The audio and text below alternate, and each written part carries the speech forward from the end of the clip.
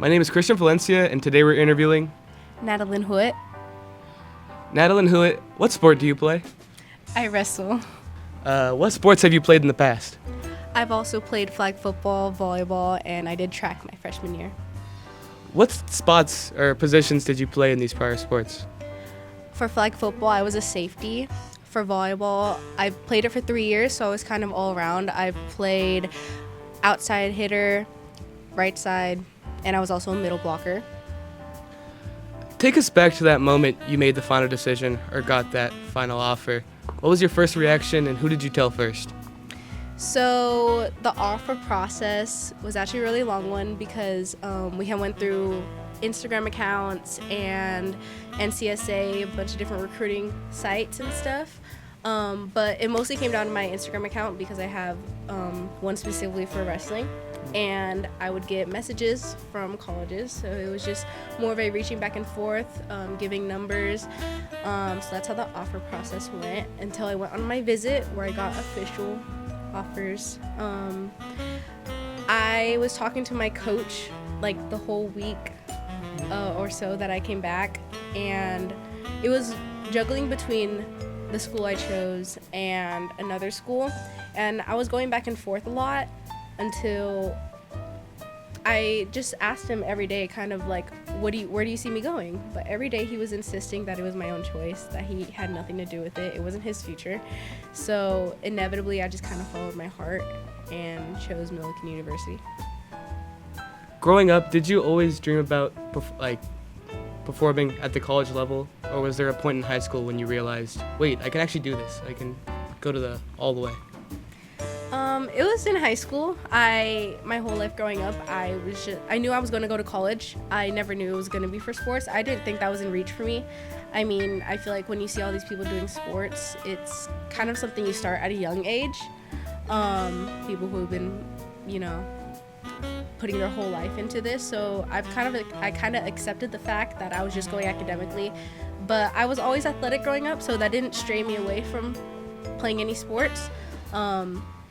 So it was probably around last year, but mostly going into this year, that I had to talk to colleges. It was wrestling that gave me the path to go to a college, but it mostly hit this year when I actually hit that time where I had to talk to colleges, and when it mostly hit when I actually got there, when I took a week off of school to go and visit colleges in the Midwest. And it was really when I got there and saw the accommodations they made for me that it hit then, because it was like, I'm really here, I'm really doing this, especially the fact that I'm moving away from California.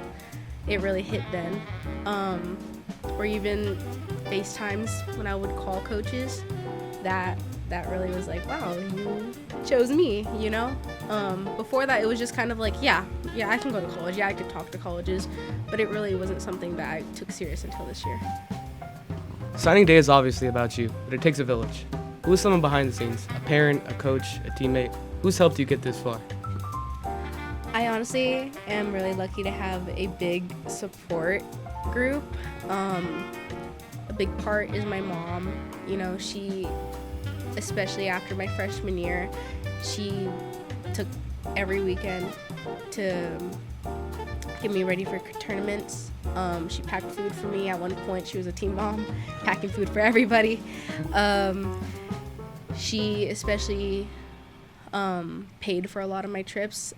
This summer, I went to Colorado for just a camp, not even a recruitment camp.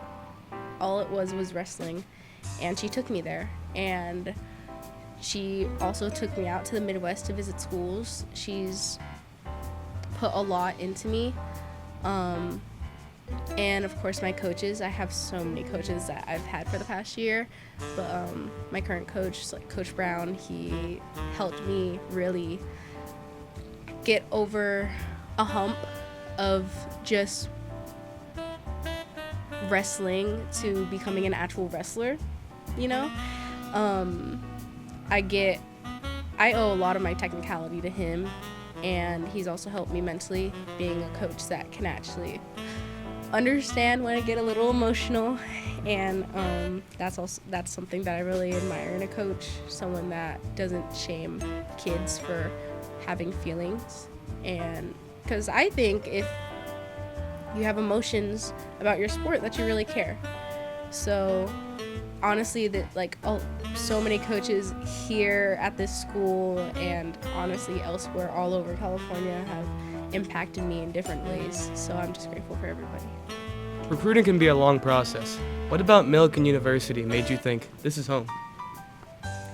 Like I mentioned before, I was juggling between 2 different colleges, and a lot of it was with women's wrestling being still a growing sport. Not a lot of colleges have it yet. And so Millikin University, the team that I'm about to wrestle for, is the inaugural women's wrestling team, which means that it's going to be their first team. So it was kind of that aspect that I was fighting with, because at some point in time, it seemed to me that it was either Millikin or another school that had similar aspects, except one had an already established team and one didn't. And it was hard for me to, well, when I went there and I watched the practices, it is always cool to me to watch a full women's wrestling team coming from a school with a small, not even just a small women's team, but a small team as is. It's really cool to see a lot of girls, have the same or have similar goals, at least to the point where they are competing at the collegiate level. And for me, that was a hard thing to get over, that I might not know who may be on the team versus, again, an already established team. But the biggest point that drove me to pick Millikin was that I was honestly emotionally attached there. The moment I stepped in that room and met those coaches, I just felt so full in my heart that I would be comfortable being there so far from home. And that is nothing against any other coaches that I've talked to, visited with, but it honestly, the coaches there reminded me of the coaches that I had here, and it was something that it gave me so much comfort to, have something that I could rely on out there. Looking back at your time wrestling for Chavez, is there any single match that's going to stick with you forever?